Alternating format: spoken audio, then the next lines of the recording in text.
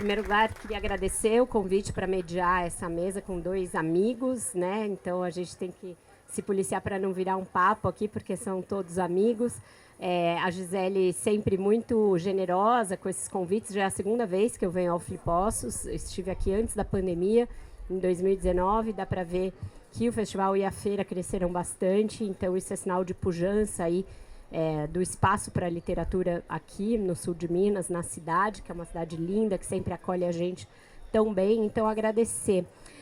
Quando eu vi o tema, né, do que seria a nossa mesa, então eu vou ler aqui: Política, Cultura e Fake News, uma análise do Brasil sob a ótica da literatura. Eu pensei, uau, como que a gente vai colocar a literatura nessa conversa, né? Porque o resto está meio no nosso dia a dia, aqui nas coisas que a gente trata.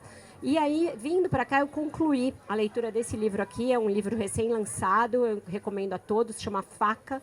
É um livro do Salman Rushdie, no qual ele narra o atentado que ele sofreu em 2022, um atentado à faca, justamente, e que quase ceifou a vida dele. Ele transforma um momento trágico da vida dele numa grande reflexão acerca da literatura, das religiões, mas também desses temas que tangenciam isso que a gente vai tratar aqui. Ele fala muito de extremismo, de política. E aí eu vou pegar uma fala dele aqui, que foi uma fala que ele proferiu um pouco antes de sofrer o atentado, que eu acho que ajuda a gente a começar a nossa conversa. Estamos envolvidos numa guerra mundial de narrativas, uma guerra entre versões incompatíveis da realidade, e precisamos aprender a travá-la. Um tirano surgiu na Rússia e a brutalidade toma conta da Ucrânia, cujo povo, liderado por um satirista transformado em herói, oferece resistência heróica e cria desde já uma lenda de liberdade. Enquanto isso, os Estados Unidos retrocedem à Idade Média, conforme a supremacia branca se impõe não apenas sobre os corpos negros, mas também sobre os corpos femininos. Falsas narrativas enraizadas numa religiosidade antiquada e em ideias preconceituosas de séculos atrás são usadas para justificar, e isso encontra um público crédulo e ávido. Esse agora é o medonho cotidiano do mundo. Como devemos responder? Costuma-se dizer, e eu mesmo já o disse, que os poderosos talvez sejam os donos do presente, mas os escritores são donos do futuro, pois é por meio do nosso trabalho, ou a melhor parcela dele, ao menos, que essa perfídia vai ser julgada. Então, a literatura fazendo uma reflexão acerca desse momento de um mundo muito polarizado e muito cercado de extremismos. O jornalismo também enfrenta essa realidade. Os jornalistas e a imprensa, o jornalismo livre em geral, são alvo de ataques e de tentativas sistemáticas de descredibilização, porque isso faz parte da engrenagem que alimenta essa polarização e que alimenta esses líderes autoritários. Então, eu queria começar com a Pata, porque Pata é como a Patrícia Campos Mello é conhecida entre os jornalistas, com a Patrícia. Porque hoje ela publica, na Folha de São Paulo, uma reportagem mostrando um estudo novo que acaba de sair de uma entidade internacional que levantou ataques a jornalistas no Brasil, notadamente em 2022, nas eleições, e chegou ali às linhas de alguns desses ataques, que são proferidos majoritariamente contra jornalistas mulheres.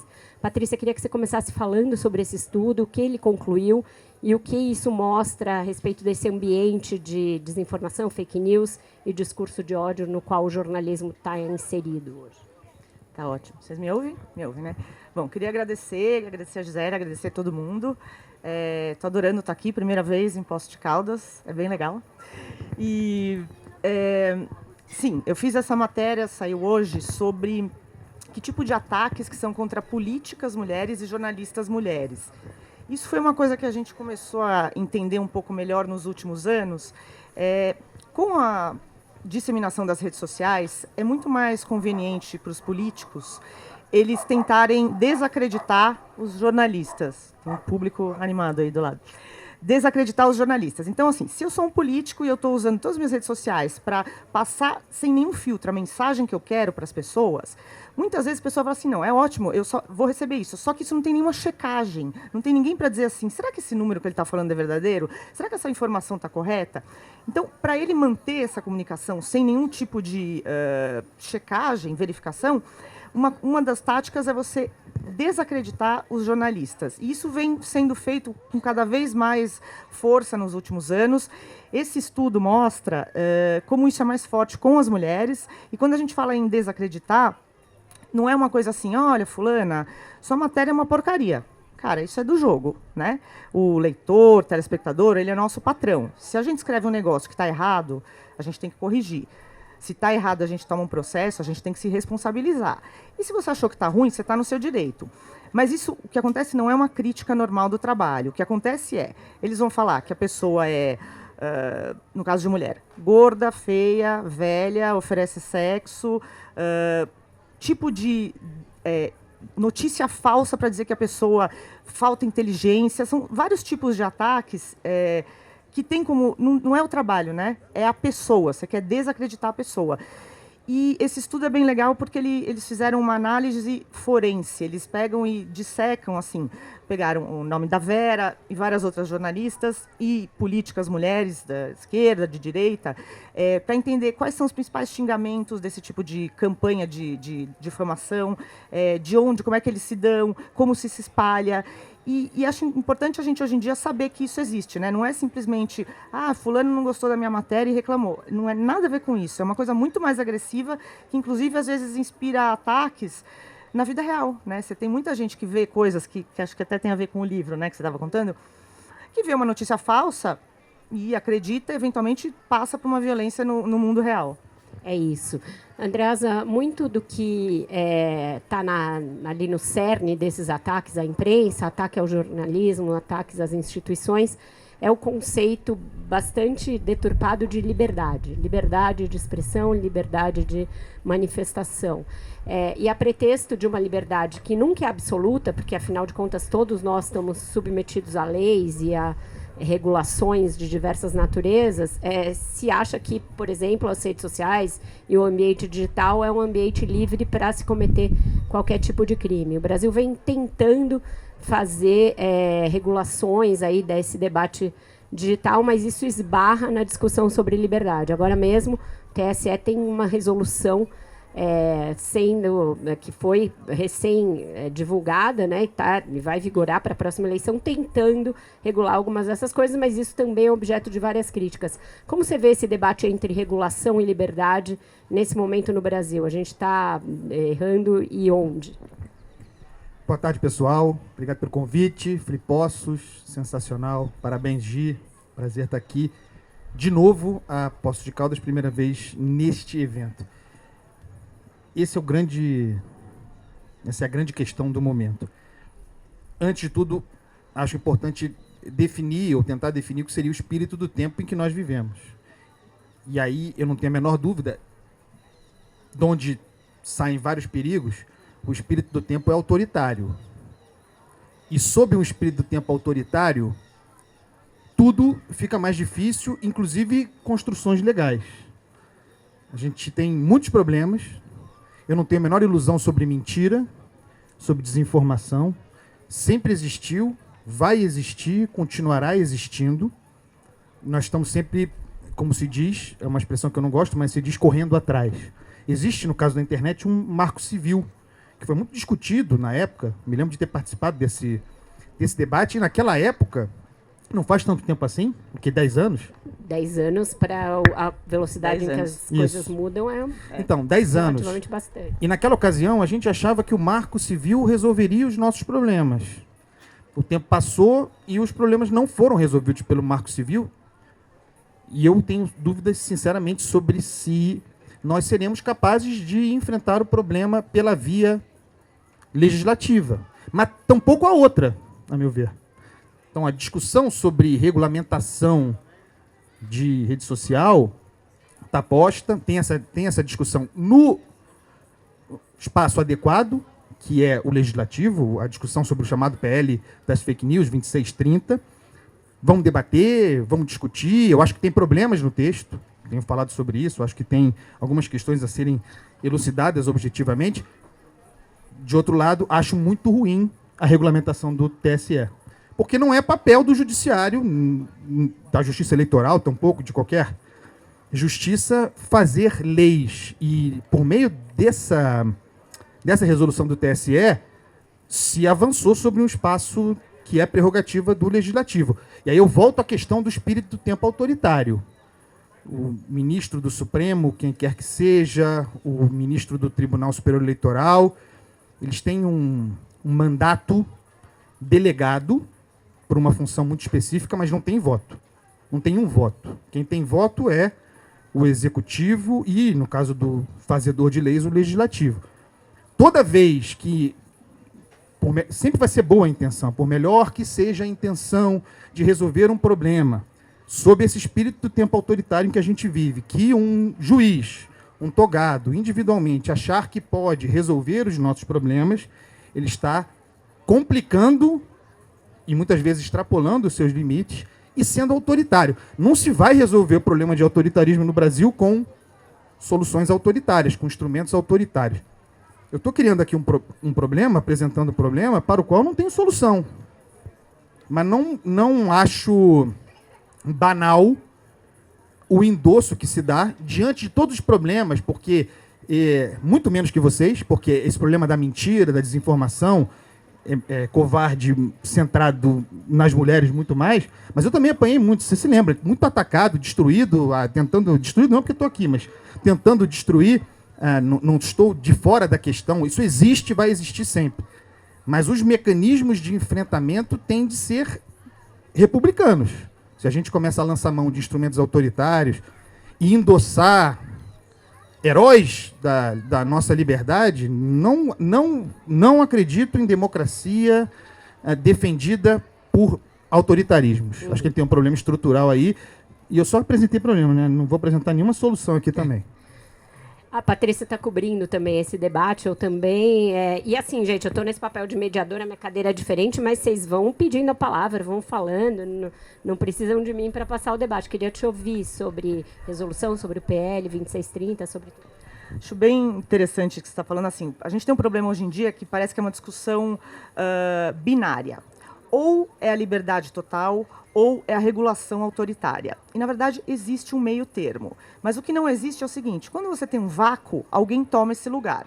Como a gente não conseguiu discutir com a sociedade, com o legislativo, uma regulação, uma lei para regular as redes sociais, todo mundo, se você perguntar pessoas na rua, eu, você, nossos pais, ninguém acha que é razoável você ter esse tipo de campanha de ódio, esse tipo de coisa, ou mesmo de manipulação da verdade para levar os eleitores a acreditarem em coisas que não são verdadeiras. Então, assim, existe um consenso de que isso precisa de alguma regra. Hoje em dia você não tem. Você tem só o Marco Civil, que é de 2014, e não dá mais conta deste problema. Na época em que o Marco Civil foi adotado, era uma coisa totalmente diferente, né? O Facebook era menor, as empresas todas eram menores, era um outro ambiente. Hoje em dia, o que a gente chama de praça pública da informação são empresas que mandam. É o Google, é o WhatsApp, etc. Então, assim, a gente está, desde 2020, tentando ter uma lei para, principalmente, regular internet nas eleições, de modo geral, mas nas eleições. E ela constantemente não consegue aprovar. No ano passado, você teve um lobby muito agressivo das plataformas, do Google, para não aprovar. É uma legislação que tem problemas, mas que está sendo aprimorada ao longo do tempo. Então, em 2022, eleição presidencial, não tinha uma lei. O que acontece quando não tem uma lei? Alguém ocupa esse vácuo. O Tribunal Superior Eleitoral ocupou esse vácuo, e não é o papel do Tribunal Superior Eleitoral fazer leis, legislar. Então, era o que tinha, foi o que aconteceu. Agora, de novo, a gente tem outra eleição municipal, de novo, não tem lei, de novo, o Tribunal Superior Eleitoral entrou nesse vácuo. E não é o tipo de legislação, primeiro que você não tem uma segurança jurídica, não tem uma coisa consensuada com o povo, não são pessoas eleitas que estão discutindo uma legislação.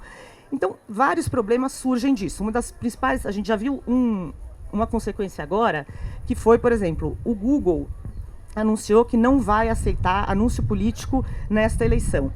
E a gente precisa pensar que, na eleição de 2020, só nas redes sociais, dos gastos dos políticos, foram mais de 30 milhões de reais. Ou seja, é uma grana gigantesca. Por que o Google falou, eu não vou vender anúncio político esse ano? Porque a resolução do TSE é uma coisa tão complicada e tão impossível de você monitorar do jeito que o TSE está querendo, que para eles não vale a pena entrar nisso. Então, assim, a gente precisa urgentemente ter uma coisa de todo mundo sentar e falar assim, olha, a gente não existe sem regra, né? Se não tiver regra, alguém vai inventar uma regra e fatalmente não vai ser uma regra ideal. Então, acho que esse é o momento de ressuscitar, acho que está meio morto, né, o projeto de lei das fake news. Acho que agora retrocedeu várias casas, né, porque o Arthur Lira vai criar um novo grupo de trabalho, designar provavelmente um outro relator, e aí vai se começar uma construção a partir do zero, praticamente. Eu acho que isso ainda é fruto desse lobby das Big Techs. E não vai valer para esta eleição, por causa da anualidade. Não valerá para essa eleição. A resolução está em vigor, ela teve essa primeira consequência, mas ela certamente vai ser questionada e talvez ela seja revista por alguma anistia ou lei do Congresso posterior às eleições para fazer letra morta dessa resolução. Então, realmente, se fica andando em círculos e enxugando gelo. Essa coisa do Google, eu queria ouvir vocês, me pareceu um pouco um blefe. Olha só que eu não vou mais aceitar esse dinheiro todo que eu recebi da última vez se não mudar essa resolução. Me parece uma coisa que eles estão esperando, que os políticos vão pressionar o TSE por mudanças na resolução, que aí, tá, então desse jeito eu vou brincar, senão eu não vou brincar. Não tem um pouco essa cara, vocês acham? Eu acho que é inócuo. Eu acho que se encontrará uma solução para financiar a campanha. Muito dinheiro envolvido, muito interesse envolvido. Se vai encontrar um mecanismo para publicidade, propaganda nas redes sociais durante a eleição. Essa discussão de Google, Meta, resolução do TSE e tal, a gente volta à questão da liberdade, né, que foi a sua primeira formulação. A liberdade de expressão como valor absoluto. Eu não acho que isso exista, um valor absoluto. Nem na Constituição nossa, que é nosso conjunto de leis, existe esse princípio. Mas e aí eu estou falando por mim, eu acho que se nós tivermos que fazer escolhas, eu ficarei com a liberdade de expressão. E acho que essa é uma discussão importante, difícil nesse momento, porque tem um caso recente do influencer do Felipe Neto, por exemplo, né? Participando de um evento no parlamento, se referiu ao presidente da Câmara como excrementíssimo. Foi isso. E o presidente da Câmara, corretamente, reagirá a isso, usando os mecanismos legais disponíveis. Isso é uma infâmia contra mim. Existe os chamados crimes de honra, existe legislação para isso. Vou à justiça contra esse sujeito que me chamou de excrementíssimo. E ele será punido por isso que disse ou não. Eu sou pessoalmente confortável com esse tipo de arranjo. Eu tenho muita dificuldade com prevenção. E a gente tem visto isso no Brasil também. A palavra é essa, não tem outra. Uma censura. Censura prévia. Existe isso no Brasil hoje, infelizmente. Já aconteceu em alguns casos. A pessoa pode ter falado alguma coisa, dito alguma coisa grave. Existem os mecanismos para a punição dessa pessoa. No entanto, se toma um caminho de bloquear uma rede social e proibir que ela possa falar novamente algo. Isso é aquele filme Minority Report, né? Uma antecipação diante de uma possibilidade. E isso vai se transformando em algo normal no Brasil. Isso tem acontecido com grande frequência. Eu estou dizendo isso com a seguinte clareza. Muitos desses que estão com as suas contas nas redes sociais bloqueadas são vagabundos. São pessoas ruins, experiência própria. Mas será que não é melhor? Eu estou levantando questões aqui. São as questões que me perturbam. Eu vim aqui para dividir as minhas perturbações com vocês.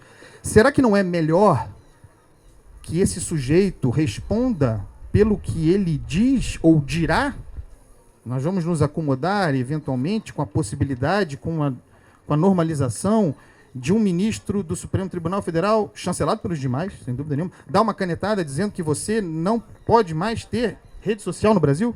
E aí, Patrícia, vamos? Eu acho. Nesse nesse caso, eu acho que você está correto, entendeu? Eu falo uma coisa, eu vou me responsabilizar pelo que eu falei. Só que, e de novo, eu acho que por que a gente tem essas decisões autoritárias? Porque não existe legislação. Existem coisas que, infelizmente, a lei atual não dá conta. Vou te dar um exemplo. Estados Unidos, invasão do Capitólio em 6 de janeiro de 2021. Brasil, ataque a Brasília, 8 de janeiro de 2023. Isso não é assim, vamos responsabilizar o fulaninho que mandou quebrar o Congresso, mandou fazer xixi em cima da mesa do Senado. Não, é um movimento coordenado que se você tivesse uma legislação, uma regra dizendo assim, olha, não é legal juridicamente, legal de no lei. sentido, você incitar golpe de Estado ou destruição do patrimônio público na internet. E aí a pessoa é punida de acordo com essa legislação.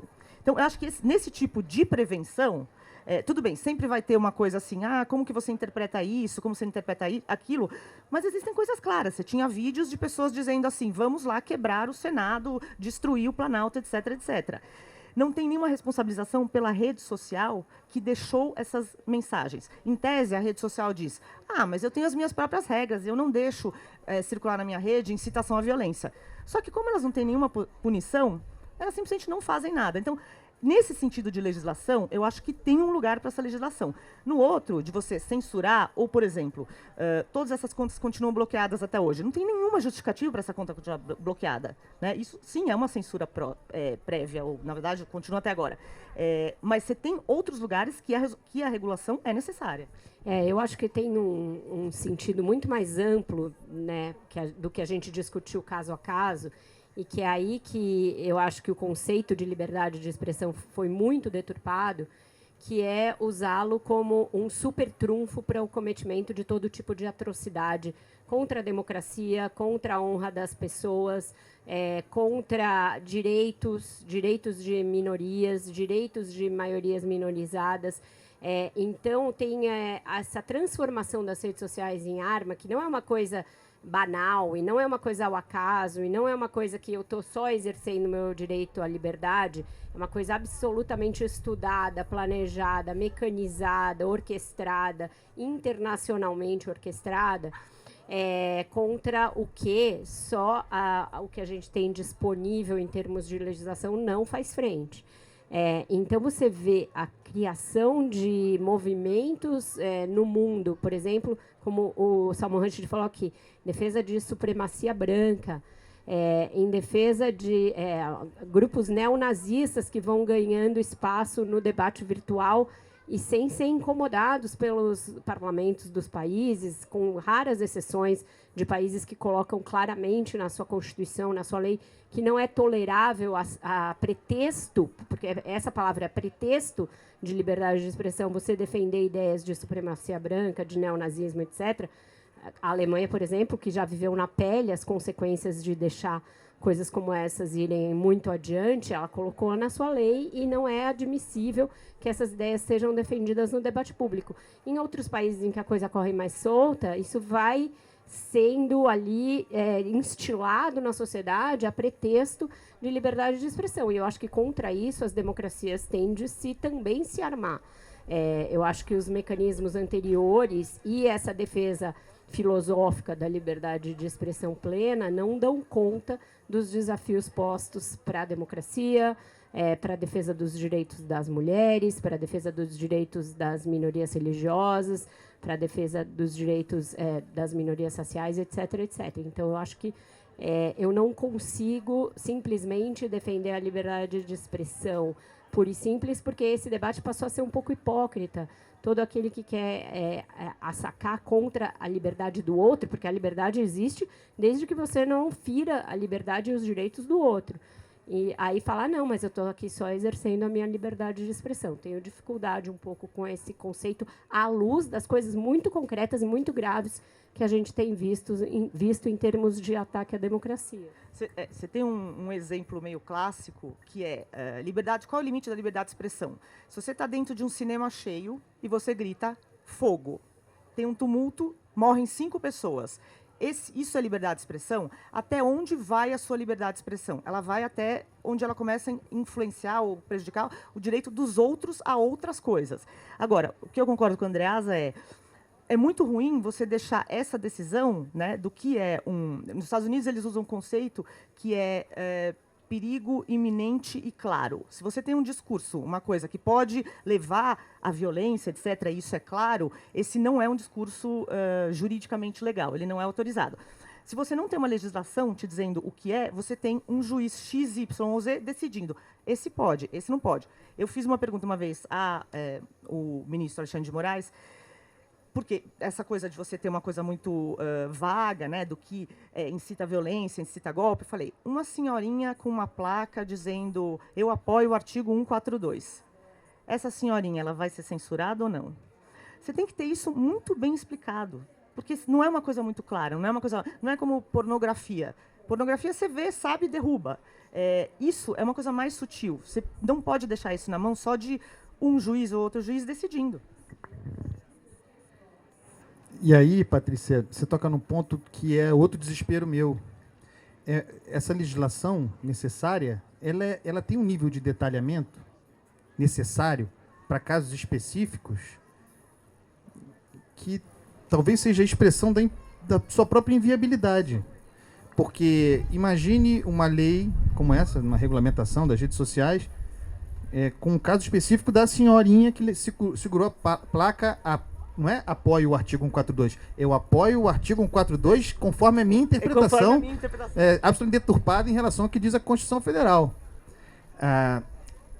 Eu me lembro de quando a gente discutiu, no ano passado, né, o PL 2630, esse dito das fake news, todos nós lemos, né, e estudamos a matéria. E a minha experiência estudando esse projeto de lei era, caramba, porque aí esse tipo de projeto de lei estimula na gente também um autoritarismo legislador. Assim. Eu li e falava, está faltando isso, tem que botar mais isso não está claro. Então, isso corroborando uma impressão minha de que, Andreasa, você é contra a lei, a regulamentação? Não sou contra.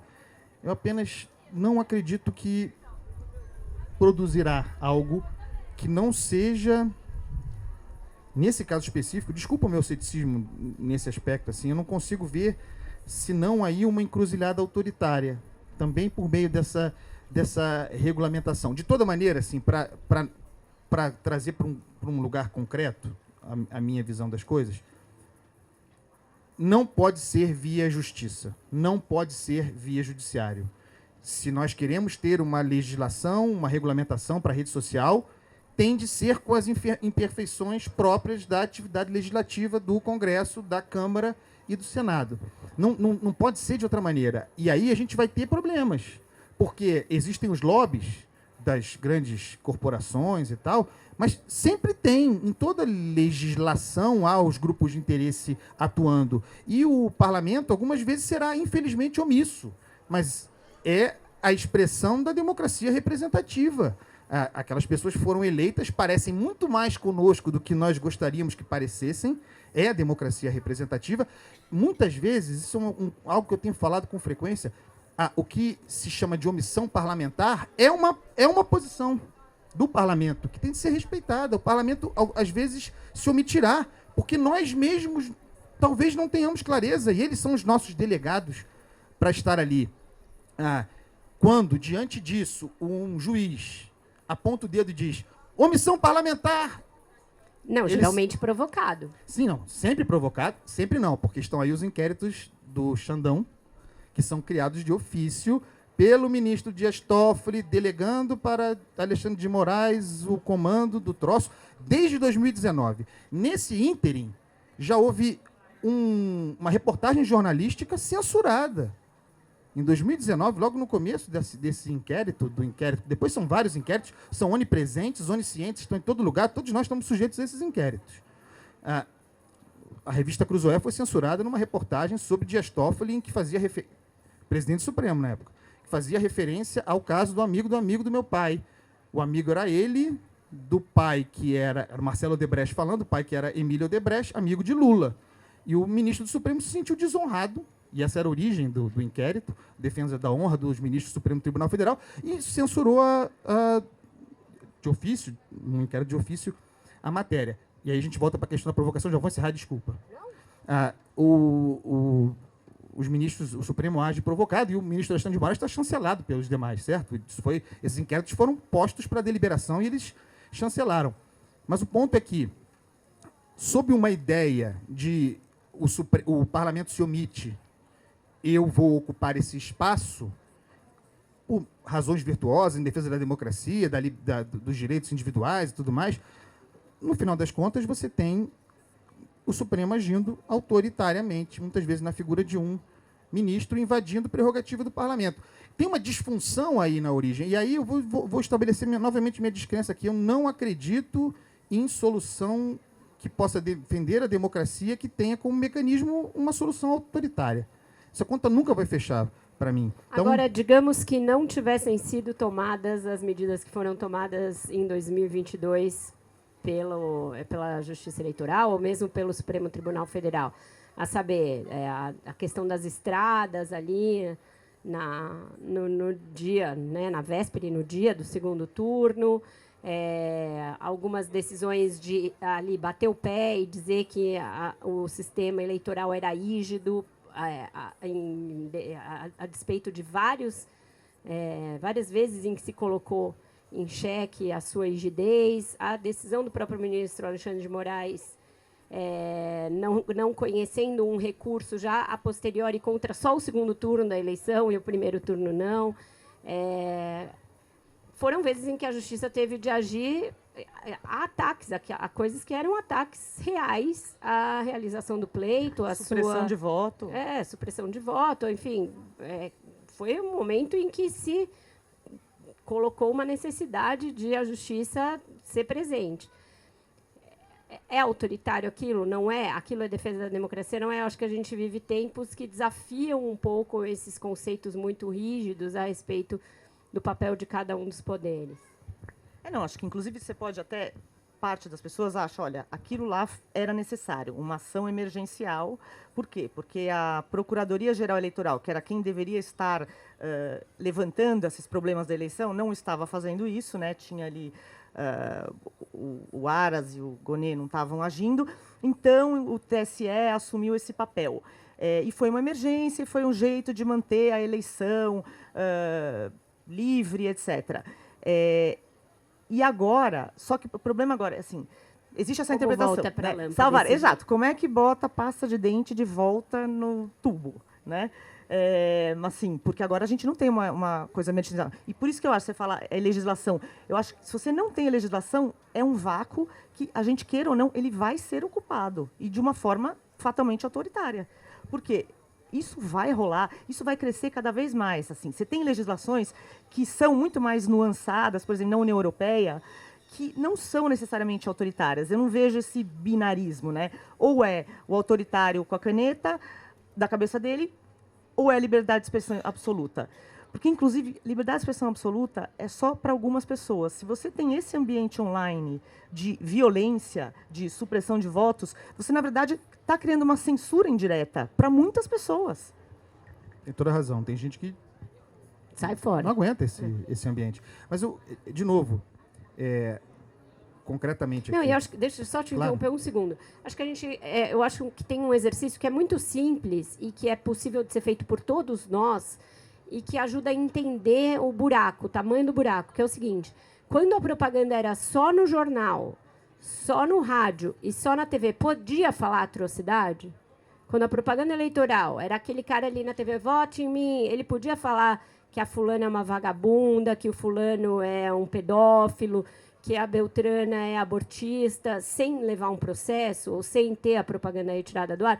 Eu acho que esse simples exercício, que é uma coisa que todos nós vivemos, ou seja, a época de uma propaganda eleitoral antes da internet, ajuda a entender que não pode ser simplesmente uma terra de ninguém em que está liberado você falar de todo mundo a atrocidade que você bem entender. Acho interessante também deixar claro aqui que não existe crítica absoluta. Eu não considero que todo o trabalho do TSE, especificamente do ministro Alexandre de Moraes, na condução desse processo, seja equivocado. Por exemplo, você citou um caso que é muito importante. Talvez tenha sido um grande acerto. Diante de um fato concreto, havia bloqueios de rodovias. Concretamente. Então, diante do fato, inclusive está previsto no escopo de trabalho da Justiça Eleitoral esse tipo de determinação para desobstrução de vias. Não é? Outros talvez não agissem com aquela energia, porque não se pode negar ao ministro... E outros talvez prorrogassem o horário da eleição e ensejassem uma nulidade lá na frente. E também houve um cálculo político correto nesse momento. Nem tudo é crítica, não é isso que eu estou fazendo aqui. Eu apenas acho que vamos discutir a legislação, essa regulamentação, o PL 2630, ele não vai ser perfeito, vai ter problemas, tudo bem. Nós avançamos recentemente. Por exemplo, nós tivemos, inclusive votado no período turbulento do governo Bolsonaro, uma nova lei de defesa do Estado Democrático de Direito. É um bom conjunto para acabar com aquilo que sobrava da Lei de Segurança Nacional do período da ditadura militar. E essa lei do Estado Democrático de Direito, embora não trate exatamente da internet, me parece que é uma boa baliza para possível transposição, porque seria um marco novo para as redes sociais. O meu ponto, mesmo não acreditando que o gênio volte para a lâmpada, o gênio não voltará para a lâmpada. Não é o gênio do Xandão que não vai voltar para a lâmpada. São os precedentes abertos. Outros vão lançar mão desses mecanismos, e aí talvez a gente não ache tão bom. Talvez não seja. Ou não, porque o Cássio Nunes vai ser o presidente do TSE em 2026. Ele pode baixar uma resolução falando tudo ao contrário. Pode. Ou pode usar os mecanismos já criados, os mecanismos de que o Alexandre de Moraes lançou mão, contra o outro lado. A gente tem que sempre pensar nos precedentes que ficam abertos aí em defesa da democracia. Por isso que eu digo. O locus para discussão, para vencer ou perder, e é preciso saber perder, é o parlamento da legislação. Vai ser perfeito? Vai ser na hora que a gente quer? Não, vai demorar, vai ser tortuoso, o Lira vai avançar, vai recuar, tem as pressões internas ali, mas é o lugar para isso acontecer. Se a gente começa a se acomodar com resolução de tribunal... Olha, eu não sei se vocês se lembram disso. Um dos episódios, para mim, foi especialmente degradante, porque a ministra Carmen Lúcia, do Supremo e do TSE, vai sair agora, né? A ministra Carmen Lúcia, ela fez eu fui editor durante muitos anos, ela fez um voto histórico numa luta que era muito minha, particularmente, que era contra a censura prévia em biografias. Nós vivemos muito isso. Tá aí o Otávio Cabral, biógrafo, que viveu isso comigo. A gente comprou briga para publicar o livro dele, porque pela legislação a gente podia ter se dado mal naquele momento. Então, a Carmen Lúcia fez um voto memorável, que é o famoso voto do cala a boca já morreu, contra a censura prévia. Aí eu estou assistindo uma deliberação do Tribunal Superior Eleitoral, em que sob o espírito desses inquéritos, que eu chamo de xandônicos, os inquéritos do Xandão, sobre essa lógica, surgiu a questão de um documentário feito por aquela produtora Brasil Paralelo, que é bolsonarista, um documentário, meu Deus do céu, não pode ser mais influente do que um documentário no Brasil. Ou seja, sinto muito, nada influente. Capaz de fazer cabeça nenhuma, sinto muito, é verdade. Mas aí estava deliberando se aquele documentário não deveria ser tirado do ar, ou melhor, não autorizado a ser veiculado até o segundo turno da eleição. A gente já tinha passado o primeiro turno, vinha o segundo turno da eleição.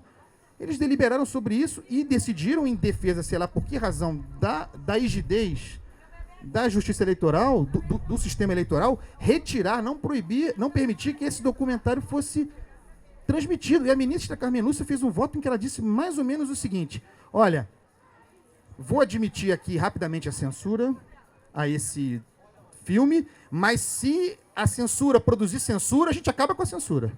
E a gente, se a censura produzir censura, a gente volta para o que diz a Constituição. Ela era uma ministra da Corte Constitucional admitindo que se tomava uma decisão à margem da Constituição em defesa do processo eleitoral contra, claramente, a expressão da liberdade. É nesse lugar que a gente está atualmente. É esse o gênio que não volta mais para a lâmpada. É isso que me preocupa, porque até alguém como a ministra Carmen Lúcia, com seu histórico de defesa das liberdades, foi capaz de proferir um voto como esse. E está nos anais da Justiça Eleitoral. Então, a gente precisa, eu, como jornalista e tal, a gente precisa pressionar, não é campanha, a gente não faz militância. A gente precisa argumentar pelo fim desses inquéritos. Acabou. A gente já está em 2024, já tem um novo governo. A gente tem que estar sempre protegendo a nossa democracia, as nossas instituições. Mas Bolsonaro perdeu, está inelegível, o governo agora é Lula. Entendeu? Temos que fazer a vida seguir. Inquéritos voltem para o lugar, a vida volta ao normal. A gente vai continuar sustentando esse estado de vigília, né? A gente está numa espécie de vigília permanentemente em defesa de um inimigo. Cara, não, sabe? Isso também serve de proteção. Isso também serve de proteção para que não se olhe para os verdadeiros problemas. Aí você critica o governo Lula, o Bolsonaro vai voltar, bolsonarista, está criticando o Lula, vai voltar o Bolsonaro. Você critica o Alexandre de Moraes, golpista, que é o golpe. Pô, não é possível que em 2024 a gente continue nesse lugar. Não. Como fala essa criança? Não, eu queria só... Não tem a ver com isso que você falou, eu acho que, de fato, temos um problema, como o gênio volta para lâmpada, obrigada. Garrafa. Para garrafa.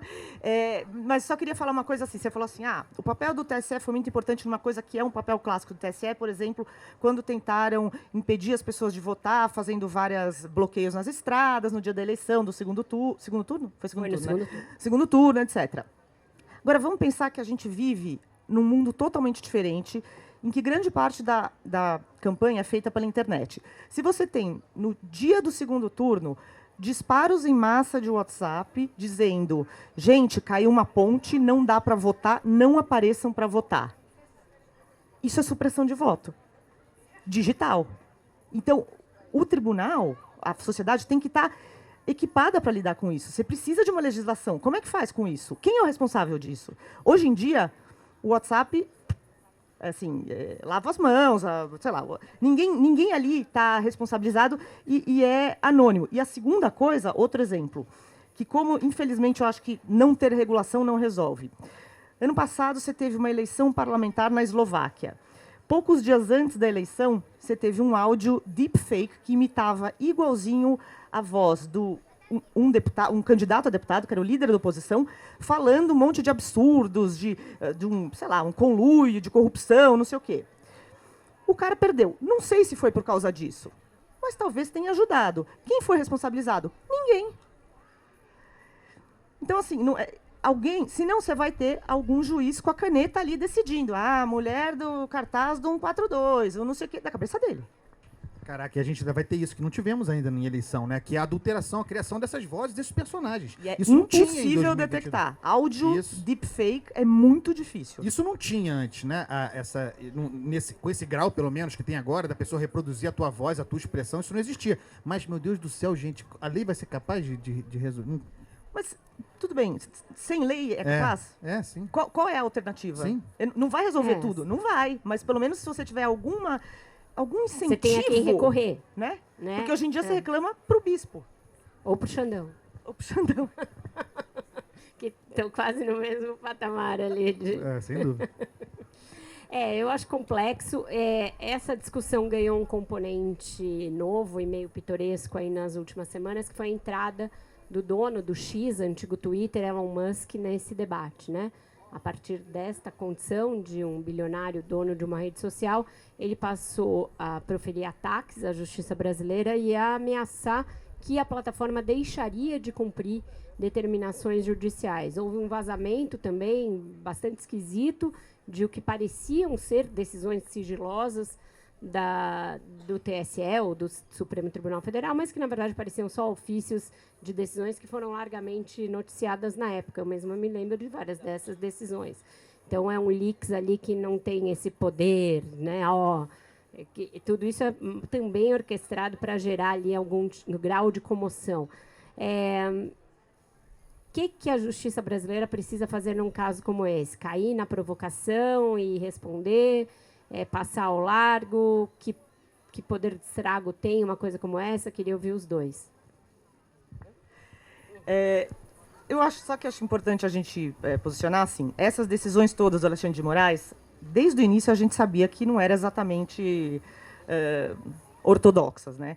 Então, assim, você achar que o que o Elon Musk fez é errado não é necessariamente defender o que o Alexandre de Moraes fez em bloqueio de conta, etc. Então, sem entrar nesse mérito, existem, como o Andreasa falou, como você falou, muitos problemas com essa decisão de censura. O Elon Musk não é um defensor da liberdade de expressão. Assim, eu fiz questão na Índia e na Turquia, que são 2 países que têm um governo de tendência autoritária, ele removeu centenas de contas e de posts e não deu um pio e não reclamou. Então, essa coisa de pagar de o defensor, quando convém comercialmente, ideologicamente. Agora, eu não vou passar para vocês. Assim, não sei o que a justiça. Se a justiça. Acho que a justiça não deveria fazer nada. Deixa o Elon Musk falar. Deixa ele falar o que ele quiser. Espera não cumprir a decisão judicial. Exato. E aí se não toma cumprir, alguma posição. Concordo. O Elon Musk é um fanfarrão. Poderoso, mas é um fanfarrão. A gente está muito mal parado. Muito mal parado. O fanfarrão é até eu acho que é um carinho. Não é fanfarrão. É um irresponsável. Né? É um autoritário também. E alguém que tem muito poder e brinca de experimentar o seu poder nos lugares. Não é que ele não seja defensor da liberdade. Ele não é.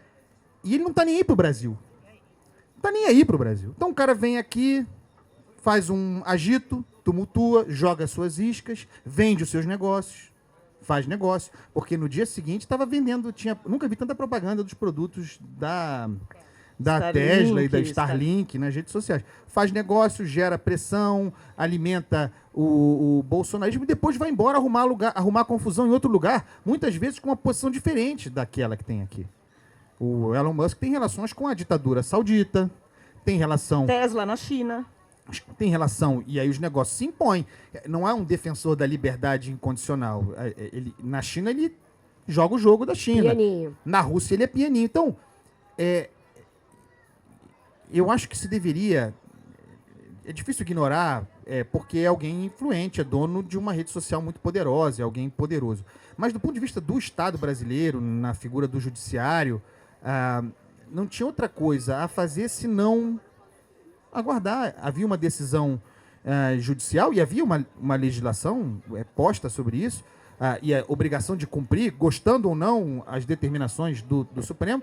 Não cumprindo, aí tem um problema. Mas a reação do Alexandre de Moraes também comunica muito, certo? A reação do Alexandre de Moraes ao Elon Musk corrobora mais ou menos o que eu estou dizendo aqui. É alguém que não deixa de exercer o autoritarismo, sempre tem uma chance. Que não aceita ser questionado. Não aceita ser ainda que, nesse caso, seja um questionamento meio bizarro. Não consegue não exercer poder. E isso é uma coisa realmente... Eu nunca tive poder, né? Assim, poder de verdade, né? Nunca tivemos. Mas eu imagino, vendo como as pessoas lidam com o poder, que deve ser um negócio irresistível, porque a pessoa, depois que começa, ela não consegue não mais exercer, e aí até mesmo a ponto de perder a mão. E eu acho que o problema não é nem de perder a mão, mas eu queria ter uma palavra de esperança aqui. Não tenho, tá bom, gente? Eu acho que tem um outro aspecto. Você quer falar também sobre isso? Eu só ia agregar aqui, do mesmo jeito que o presidente do Supremo, Luiz Roberto Barroso, disse... decisão judicial a gente não descumpre, a gente recorre, né? A gente recorre não concordo com isso, eu vou recorrer na justiça. Do mesmo jeito, o cara falou, eu vou descumprir. Se ele descumprir, você faz alguma coisa. Se não tem... Descumprir um pouco, né? Liberou algumas contas que estavam ali. Mas não, isso está meio ambíguo. Não parece que ele falou que era na conta de não sei quem. Parece que não foi exatamente isso. Então, também... Tem uma coisa, me perdoa, por exemplo, esse negócio desse leaks que teve aí, né? Esse vazamento de conteúdos. É tudo tão instrumentalizado, né? Ali havia, com raras exceções, um conjunto de ofícios. Ofício é algo que você expede para se cumprir algo. Não necessariamente, ou não precisa ter ali a fundamentação, certo? Ao contrário daquilo que está na decisão. isso não quer dizer que não haja decisões do Alexandre de Moraes sem fundamentação. Tem decisões sem fundamentação. Tem dificuldade de acesso aos autos nesses inquéritos.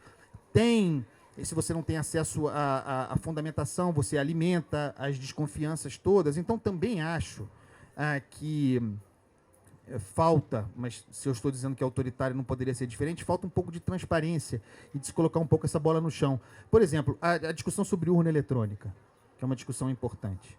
Existe um debate legítimo, que nós já travamos no passado, existe um debate legítimo sobre segurança e aperfeiçoamento de urnas.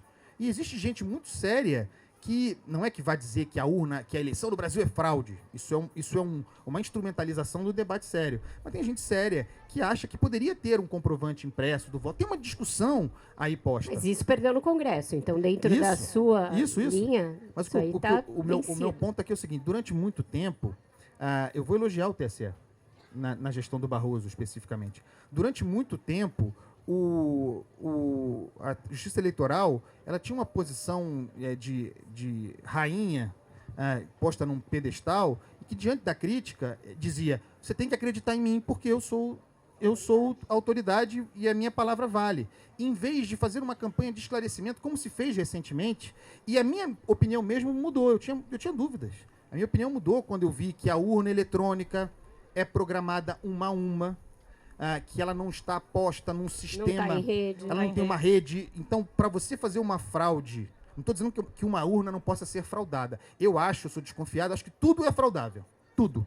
Certo? Assim, para você alterar o resultado de uma eleição, mesmo municipal, certo? Você precisa mexer em tantas urnas individualmente, uma a uma, para fazer diferença numa eleição. Então, assim, tendo acesso a essa informação, discutindo claramente, as coisas ficaram... Discutindo claramente, as coisas ficam mais claras. Acho que falta... Mas só que o objetivo nunca foi discutir claramente. Exato. É isso. Não era melhorar a segurança aí da você urna. tem o problema, aí tem a questão da safadeza, da instrumentalização da discussão real. Você tem uma discussão séria que é instrumentalizada. Tanto que depois de se abrir para vários testes de conformidade, dar acesso a Deus, assim, a todo mundo, mesmo assim, se procurou buscar pelo em ovo. Então, a discussão é complexa porque a safadeza existe, a má intenção existe, a instrumentalização do debate sério existe.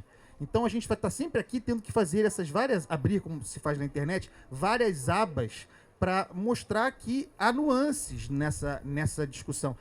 Mas, de novo, também tem essa questão da transparência, sabe? Acho que falta uma clareza. Abre esses inquéritos, abre esses autos, mostra as fundamentações, por que o sujeito está... Qual é a sua explicação para esse sujeito não ter acesso às redes sociais, estar com as suas contas bloqueadas? Acho que tem eu sou o defensor da democracia e estou autorizado, sob essa chancela, a fazer o que eu quiser. E aí realmente tem gente que não vai aceitar. Antes de abrir para a pergunta, eu queria que a gente fizesse só um bate-bola aqui sobre aspectos que eu acho que tem a ver com essa discussão e que a gente até começou a tocar no começo, quando eu fiz a pergunta para a Patrícia, e depois a gente se concentrou muito na questão do judiciário, das leis, que é a questão da imprensa...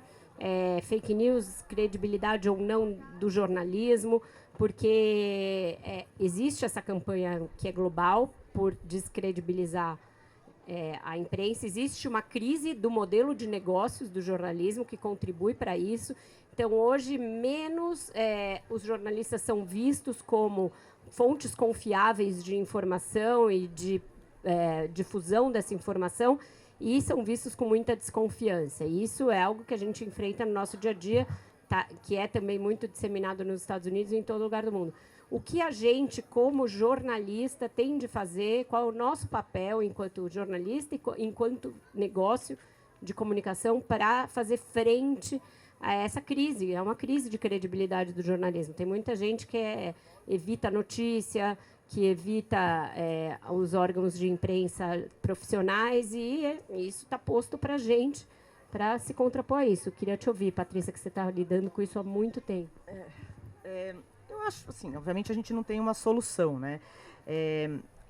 O jornalismo, nós cometemos erros, e o que a gente pode fazer de melhor é ser transparente. Então, você faz uma reportagem, você explica, olha, por que eu estou dizendo isso? Eu mostro o documento, eu mostro o áudio, no máximo possível, mostrar para quem está lendo, quem está vendo, como foi feita aquela reportagem, de onde você conseguiu as informações. É uma coisa que o publisher do New York Times, o Sulzberger, ele fala assim, não existe imparcialidade absoluta. Todo mundo sabe, né? Eu vou escrever uma matéria, eu posso gostar do fulano ou do ciclano, eu posso ser a favor ou contra o aborto. O que você tem que ter é um processo jornalístico objetivo. Então, no processo de fazer a reportagem, eu vou abrir igual espaço para vozes com as quais eu concordo, com as quais eu não concordo. Eu vou tentar fazer um processo que seja transparente. E isso, eu vou tentar fazer o meu melhor. Qual a diferença de um processo jornalístico e um blog que já é de saída, de esquerda ou de direita? O blog que já é de saída não objetivo, ele não tem compromisso em corrigir ou admitir erros. Você nunca vai ver falando, olha, a gente errou essa informação, a gente conserta. 2, ele não tem esse processo, um processo de apuração da informação.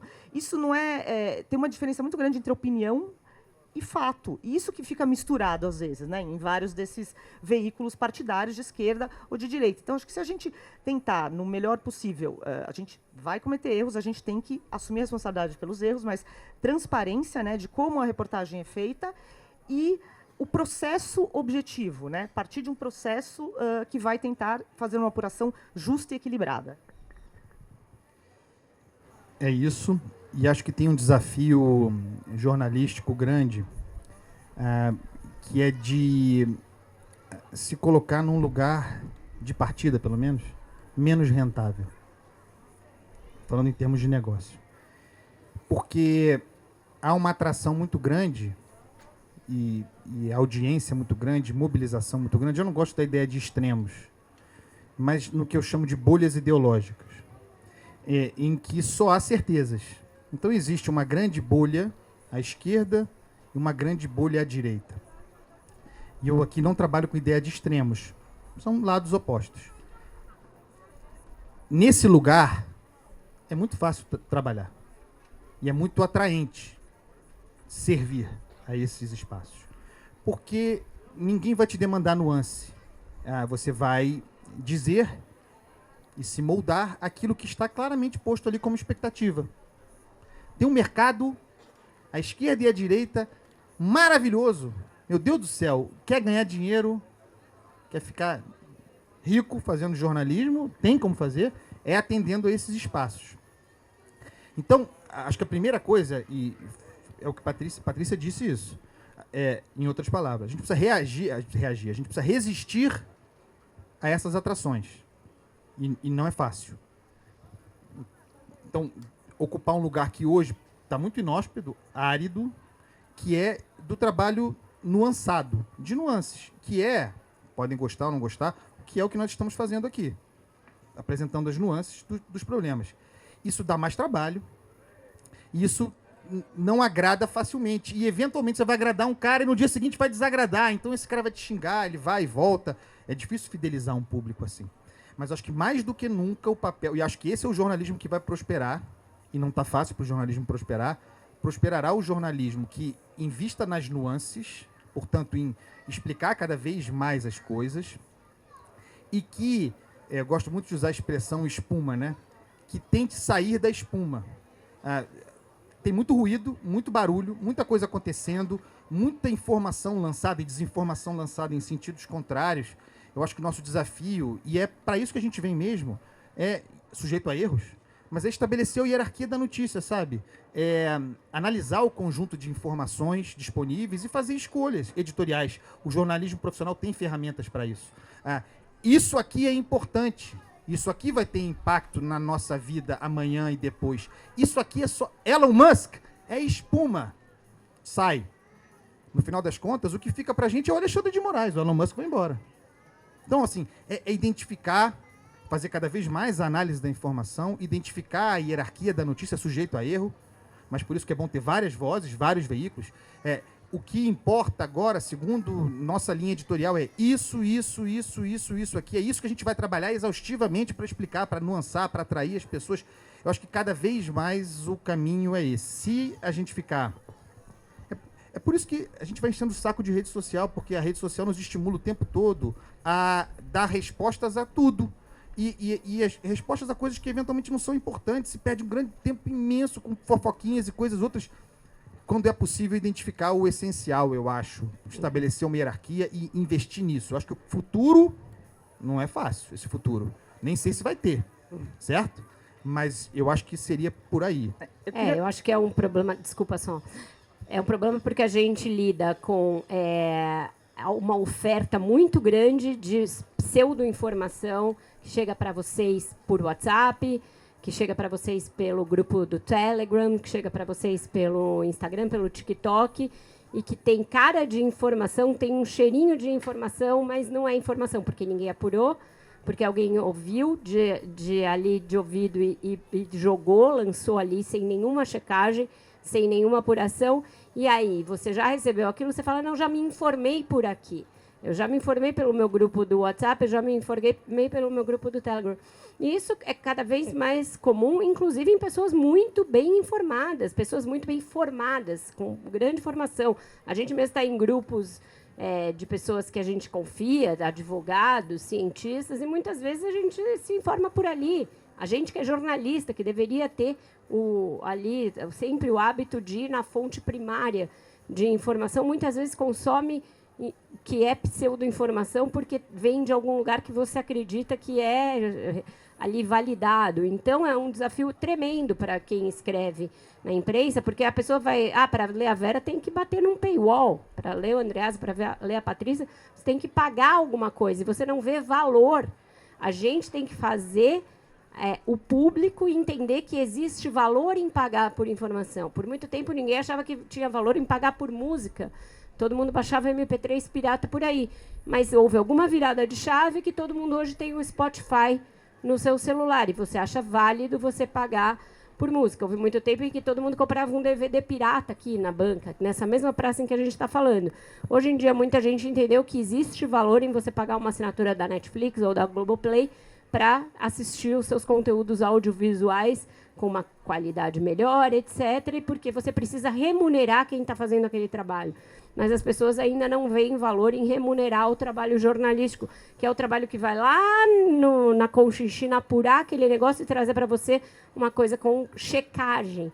Então, eu acho que isso houve uma deterioração enorme dessa relação entre nós, jornalistas, e vocês, públicos.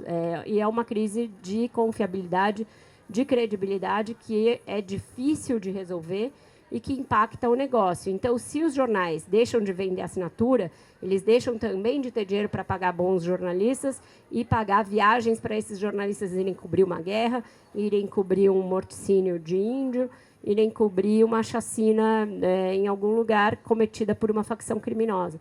E aí, com isso, a notícia e a informação vão sendo prejudicados. Então, eu acho que, nesse debate sobre fake news que a gente tem aqui, é uma grande reflexão que eu queria deixar com todo mundo.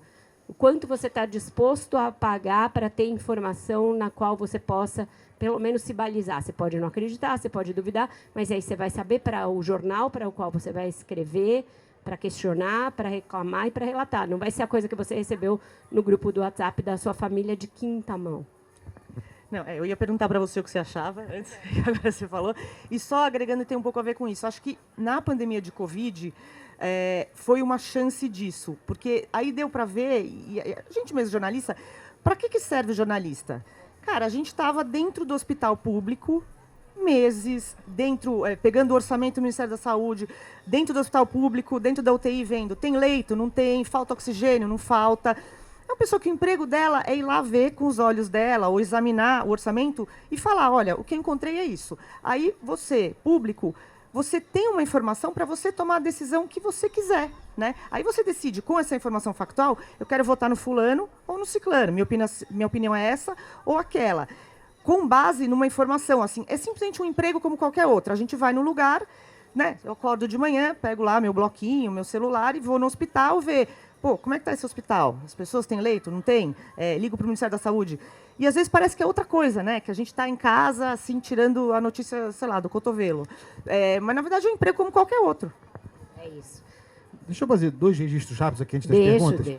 Primeiro, dizer que vocês têm de ler o livro da Patrícia. Obrigada pelo meu Tá vendo aí? Tá ali, ó. A Máquina do Ódio. É um trabalho muito corajoso da Patrícia. E o segundo, eu queria registrar a presença do grande escritor Inácio de Loyola Brandão. Está aqui Homenageado da festival. Grande autor, colega, jornalista, biógrafo, grande ficcionista. Eu estou suando aqui, não é por causa do sol que está batendo em mim, não, porque o Inácio está ali, fico preocupado de falar menos besteira. Então, bom tê-lo aqui. Muita conosco. honra. Honra enorme. Evoluiu, né? Pessoal, está aberto para pergunta. A gente vai fazer uma meia horinha de bate-bola aqui com quem quiser contribuir. O pessoal vai passar o microfone aí para vocês, tá bom? Se puder se identificar para a gente poder responder. Olá, boa tarde. Eu sou Durval Jacinto, trabalho com tecnologia e admiro o trabalho de vocês. E acho que essa discussão aqui foi muito isenta, mostrando várias visões. A pergunta que eu faço para vocês é sobre essa questão das fake news e da regulação. O caminho entre a regulação e a punição é muito longo, né? Qual que seria a solução, então, para isso, né? Durval, obrigado pela tua pergunta. Essa é a resposta que eu gostaria de poder te dar. Assim, a sua pergunta é excelente. Você cria uma regulamentação, você vai criar uma legislação em que está prevista a punição. Esse percurso, qual é? Como se faz? Quanto tempo leva? Porque também tem essa questão tem que ser rápido. Da pressa, a palavra não é pressa, da velocidade. Urgência, né? Da velocidade em punir, ao mesmo tempo a gente sabe que as coisas tomadas com pressa oferecem margens maiores de equívoco. Então, é mais uma camada de discussão que só pode ser resolvida com todas as imperfeições no parlamento. Eu não conseguirei te dar essa resposta, mas sei onde isso tem que ser discutido, que é o Congresso. Eu acho que a própria lei, tem que prever a punição em tempo hábil, em tempo suficiente. E, no caso do prejuízo que uma fake news na internet pode causar, que é imediato, a punição, ou pelo menos a primeira reação, tem que ser rápida, para depois se analisar eventualmente. Então, esse é o caso, por exemplo, medidas cautelares e liminares, a meu ver, a depender da gravidade do que a gente está discutindo, são cabíveis. Essa resolução, inclusive, do Alexandre de Moraes da eleição, uma das coisas, porque assim, antigamente você tinha um candidato que ele lançava uma coisa falsa, você sabia exatamente quem era o candidato, onde ele tinha veiculado o negócio falso, então você multava e pedia direito de resposta. Na internet, isso nem refresca, né? Eu fiz um vídeo lá, sei lá, falando uma falsidade sobre alguém, esse vídeo atingiu zilhões de pessoas, eu falo que não fui eu que fiz. Então, assim, o tempo tem que ser muito mais rápido, porque em poucas horas isso tem um alcance gigantesco. E existe também uma tentativa, que tem limitações tecnológicas, de você, se você tem um anúncio, por exemplo, comprado no Facebook, um anúncio político, e ele tem uma informação falsa sobre o seu oponente, você tem o mesmo alcance para a resposta. Você tem o mesmo público, porque como na internet você seleciona exatamente qual público você vai atingir, o seu direito de resposta tem que atingir o mesmo público.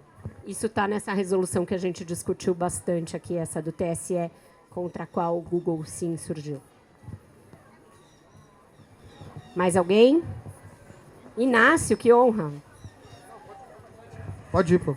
Bom, eu sou Luísa. A senhora vai fazer depois você, Inácio. Desculpa, é só porque ele não está vendo, tá? Diga, Luísa, depois ele vai. Eu sou Luísa, professora aposentada, e eu estou um tanto quanto perdida com essa questão, né? Porque eu acho o seguinte, nós estamos... Uma coisa é a imprensa oficial, que está sendo desacreditada, como vocês falaram, outra coisa é a internet, que ninguém tem controle. Então, eu acho que uma coisa é censurar uma opinião, a senhorinha que está lá com 142, outra coisa é censurar uma mentira que pode prejudicar, né, de imediato e até recorrer à justiça normal, à justiça normal, o mal já foi feito. Né? E eu estou tão perdida que eu não acredito mais quase em nada. E você pega, por exemplo, a internet, o mesmo fato. Num canal de direita é uma coisa, num canal de esquerda é outra. E sobre a questão que esse senhor falou, que não há nenhuma não está sendo dado justificativa, por exemplo, para bloquear um canal, né, que tem reiteradamente divulgado fake news. Mas não está mesmo sendo dado justificativa? Como que eu vou saber se isso é verdade ou não? Ou, por exemplo, se bloqueou um canal, você diz que não está sendo dado uma justificativa para o dono do canal, para o autor do canal, sei lá como é que fala. Eu fico na dúvida, é verdade? Essa pessoa não tem um advogado que vai recorrer, vai querer saber? Então, hoje na imprensa está uma campanha contra o STF, que a gente não sabe se realmente se tem fundamento ou não. Essa é a minha questão. Uma justificativa para uma decisão judicial tem de haver, certo? Então, eu acredito que haja. O ponto é que as contas estão censuradas, várias delas, com ou sem razão, e a sociedade não tem acesso a essa fundamentação. Foi isso que eu disse. E acho que é importante ter acesso à fundamentação. Eu tento ter acesso à fundamentação, e não tenho. A senhora pode ou não acreditar na minha opinião. O que eu quero deixar bastante claro é que nós não fazemos campanha contra o STF ou contra o que quer que seja. Fazemos crítica. Dura, muitas vezes. Mas é porque todos nós aqui, nós acreditamos na República. Antes de falar de democracia, eu falo em república. Não haverá democracia plena sem instituições republicanas sólidas, críveis.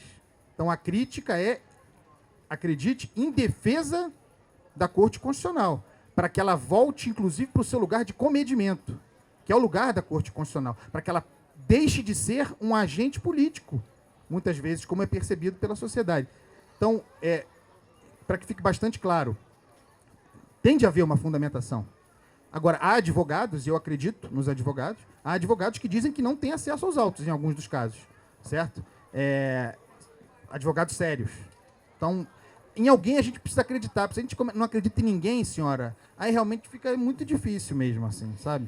Eu acho o seguinte, é um debate muito tortuoso e muito técnico para a compreensão de todos nós. Para a gente que está buscando informação no dia a dia, ele já é contraditório, tem momentos em que os próprios personagens se contradizem. Eu imagino para vocês, que estão aí tendo de formar uma opinião no meio de um tiroteio como esse. Então, não é algo simples, é propositalmente complexo, porque é uma discussão que está no mundo inteiro. A gente vê também discussão quanto ao papel da Corte Constitucional Americana, que acabou, por exemplo, de rever uma legislação de décadas a respeito dos casos em que era possível fazer aborto, e essa revisão tem a ver com uma mudança de inclinação ideológica da própria Corte.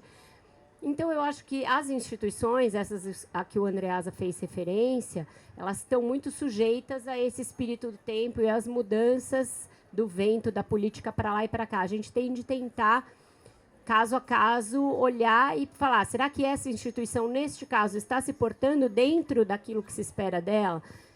Não vai ser sempre linear, não vai ser sempre fácil, mas é um exercício que todos nós temos que fazer. Nós, jornalistas, e vocês, cidadãos também somos, nós, cidadãos, e nós, jornalistas, particularmente. Queria só acrescentar, Luísa, achei a sua pergunta excelente. Acho que a gente se faz essa pergunta, né? Principalmente essa coisa, eu leio um negócio na direita, diz uma coisa, no site de esquerda, diz outra. E, assim, o que eu tento sempre fazer, e que eu falo para o meu filho, é assim, checa a fonte. Essa fonte é uma fonte abertamente ideológica de algum lado, né? Qual é o interesse da fonte dessa informação? A gente sempre tentar ter um ceticismo saudável quando a gente recebe uma notícia, quando a gente acha uma coisa. Da onde veio isso? É jornalismo profissional? Mesmo se for jornalismo profissional, é uma coisa super de esquerda, super de direita, para você conseguir. E em relação às decisões, eu acho que, concordando ou não, eu acho que algumas decisões foram muito importantes. O que melhoraria muito era a transparência. A gente quer saber por que o site foi derrubado, né? Ter alguma justificativa e ter alguma transparência. Eu acho que isso tudo melhoraria muito o ambiente, independentemente da gente concordar ou não com a decisão. Inácio, por favor. Eu queria perguntar se vocês entendem. Eu acho que sou o mais velho aqui. Aí andando por aí deve ter alguém mais velho que eu, mas não aqui. Porque depois de alguns anos, muitos anos e décadas de imprensa, eu abandonei a imprensa. Porque, sabe, para mim, nesse caos, o único caminho é a distopia. Eu vou continuar na distopia. Porque essa conversa, esses questionamentos, essas perguntas eu ouço há anos e nunca ouvi nenhuma resposta. E continuam vocês fazendo as perguntas e ninguém tem a resposta. Então, as não respostas eu coloco num romance que vem vindo. Eu só espero ter tempo de acabar. Claro que vai ter. Chama Risco de Queda. Risco de queda? Risco de queda. Um dia eu fui ao hospital e me puseram uma pulseira no braço, vermelha, eu olhei e estava escrito risco de queda. Não viram o título do livro. Maravilhoso. Mas para mim, a saída, eu escrevi uma distopia 40 anos atrás, está tudo aí. Eu inventei tudo, está tudo aí.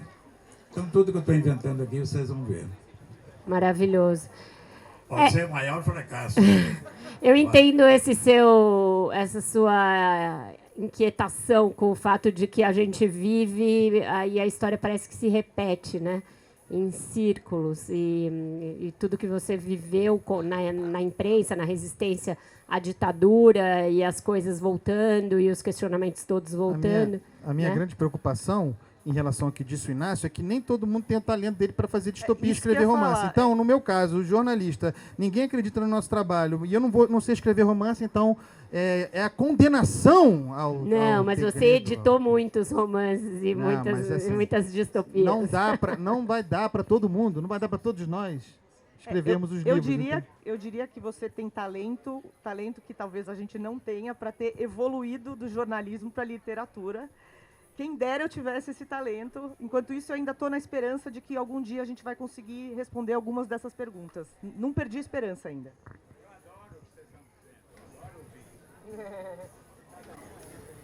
Obrigada, Inácio, por ouvir e por nos brindar com a sua reflexão por tudo isso. Mais alguém, gente? Sou. Oi, tô aqui escondido aqui atrás. Aqui. Levanta aí, fica em pé, pô. Já tô. Ah, tá aí. Já tô Ah, é aqui. que ele está atrás aqui do tô negócio. escondido aqui. Meu nome é Marcos Pellegrino e com relação à questão da liberdade de expressão e da regulamentação, né? Alguns alegam que nós não temos regulação suficiente para controlar o excesso, o abuso da liberdade de expressão. Contudo, nós temos a Constituição, que veda o anonimato, nós temos o Código Penal, com os crimes contra a honra, calúnia, difamação, injúria, nós temos a LGPD, a Lei Geral de Proteção de Dados, nós temos o Marco Civil da Internet. Não é por falta de regulamentação, me desculpem quem afirma isso.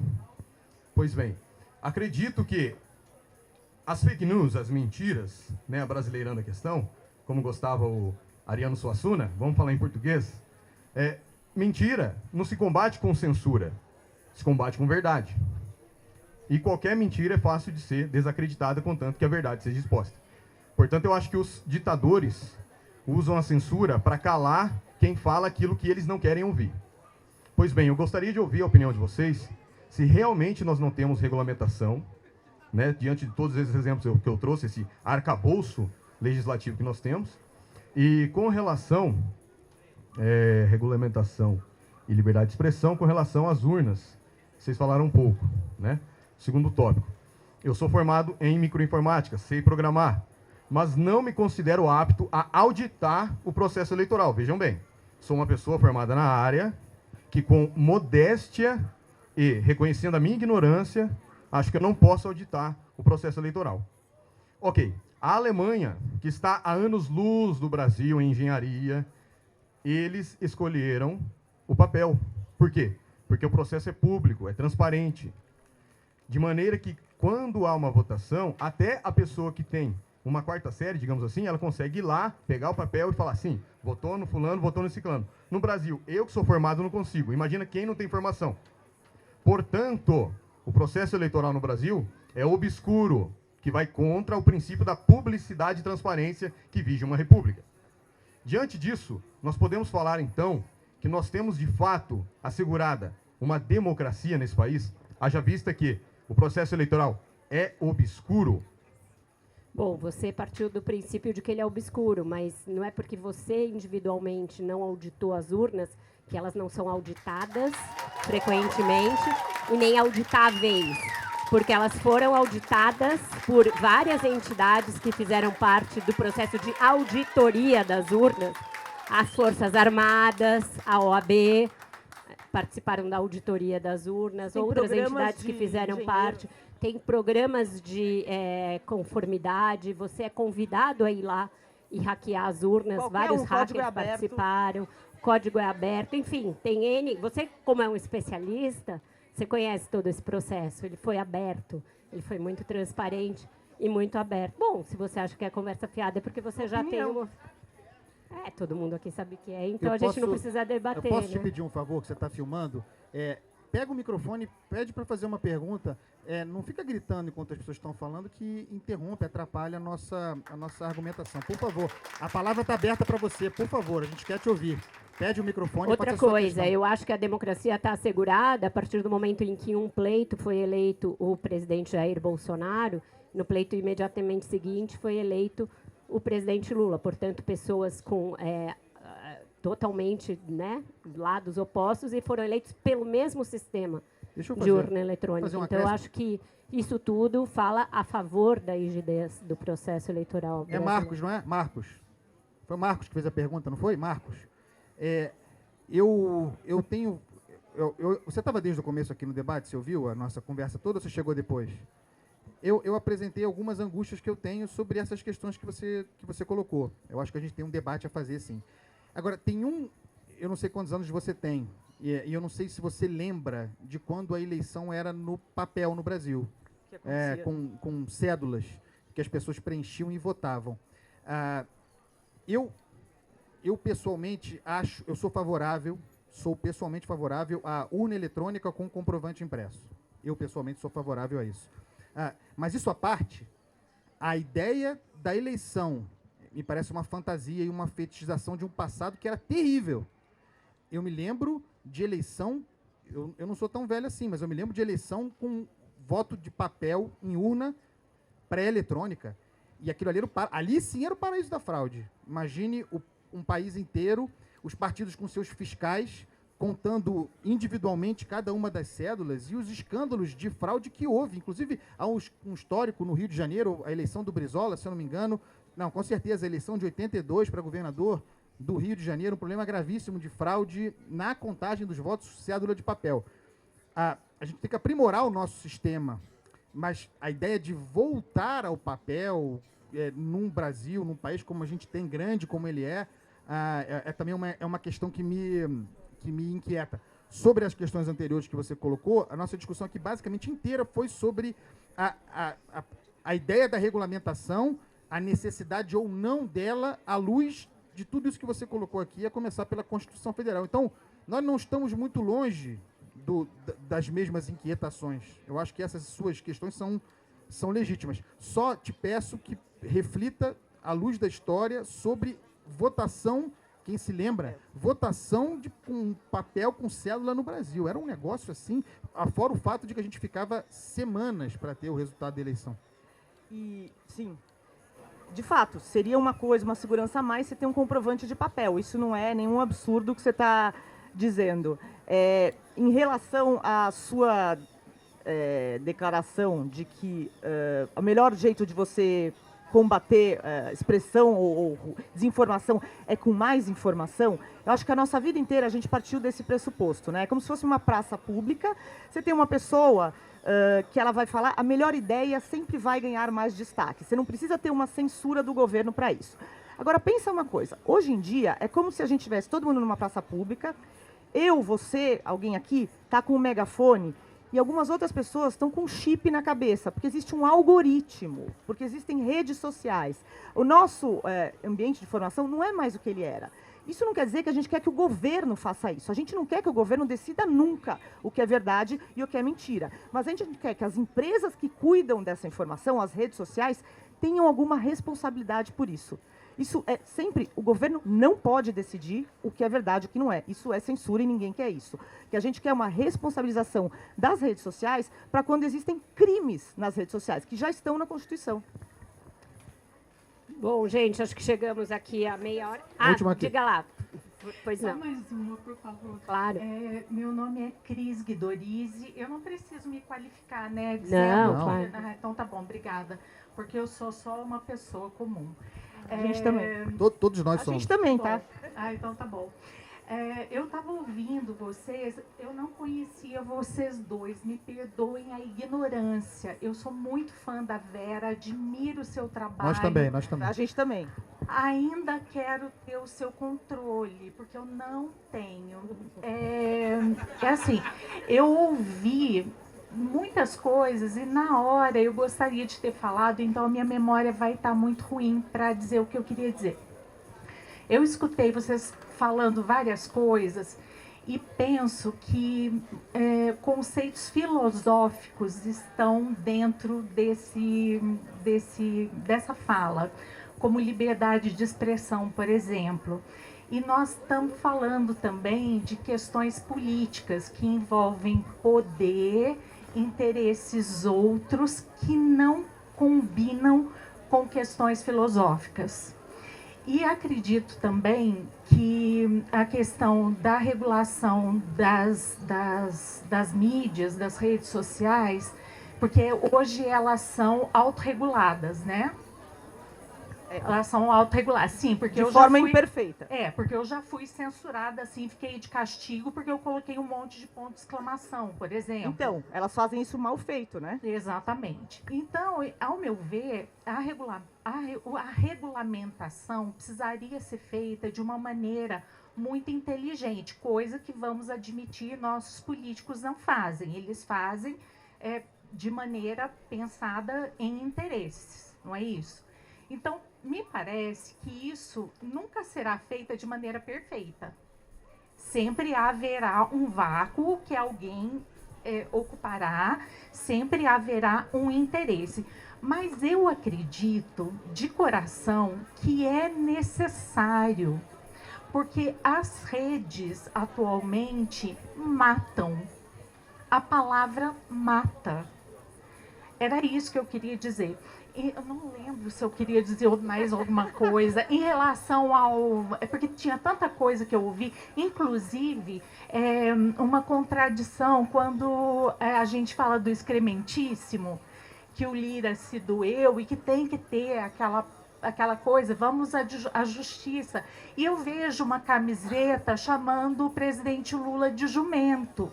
Então, assim, são duas regras, duas medidas, duas regras. Por que é que pessoas podem chamar o presidente de jumento e o Felipe Neto não pode chamar o Lira de excrementíssimo? Mas pode sim, pode.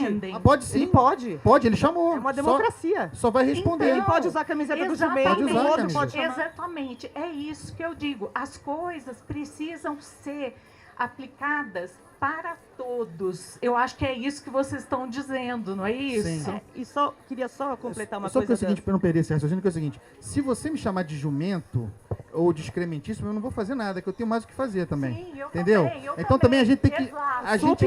a gente tem que escolher as brigas que a gente vai comprar. Mas o fato é o seguinte: ele tem o direito de chamar de jumento, o Felipe Neto tem o direito de chamar de excrementíssimo, e quem não gostar que vá à justiça, é assim que funciona. Diga, Paty. Não, só queria dizer sobre as redes sociais, na verdade essa ideia de que existe uma liberdade de expressão absoluta, não, as redes sociais estão censurando a gente. Elas estão decidindo o que fica e o que não fica. Você foi censurada porque botou o ponto de exclamação. Tem alguma senhorinha do 142 que deve ter tido conteúdo derrubado. Então, hoje em dia, não é que existe uma liberdade. Não, existem empresas que decidem o que pode e o que não pode ser falado. Porque tem a tal política de uso da rede que já determina um monte de coisa sem essa transparência que eles cobram da justiça, tá? Então tem a política ali do que você pode ou não postar, que é um espaço nebuloso, no qual você, qualquer um de nós pode levar uma flag ali, que é como eles falam, e ficar 1 dia, 2 dias, 3 dias fora do ar, porque postou alguma coisa que a gente nem sabe que não podia postar. Então tem muita gente que posta coisa com asterisco, para isso não ser lido, quando você fala sexo, quando você fala conteúdo sexual, porque isso pode ser confundido com conteúdo de incitação à pedofilia ou alguma outra coisa. Então já existe uma zona cinzenta na qual a gente não pode trafegar, a gente não sabe do que se trata. E isso que você falou que as redes matam, é cada vez mais evidente a presença ali de conteúdo de ódio, de antissemitismo, de racismo, de incitação à violência contra minorias nessas redes. Tem muito estudo mostrando como o extremismo violento encontra nessa ausência de uma regulação maior. É claro que existe o arcabouço aqui, o rapaz fez, o Marcos fez menção, mas essas coisas evoluem com muita rapidez. Por exemplo, quando começou a discussão desse projeto que nem chegou a ser votado, a inteligência artificial não era o que ela é hoje. E ele não coteja a questão da inteligência artificial, que abre uma outra miríade de problemas eventuais para a gente tratar, entendeu? Então, eu acho que é uma legislação que tem que se atualizar com muito mais rapidez do que no passado recente. Tá? Obrigada pelo seu carinho e pela sua pergunta. Gente, acho que agora encerramos mesmo. O pessoal tem voo, tem que pegar estrada. Obrigada pela atenção de vocês. Fica aí uma reflexão para debate. A gente não concorda com tudo, então muito menos vocês vão concordar com tudo que a gente falou. Eu acho que a beleza de um debate como esse e da democracia é justamente essa, poder fazer uma divergência salutar. Obrigada a todos.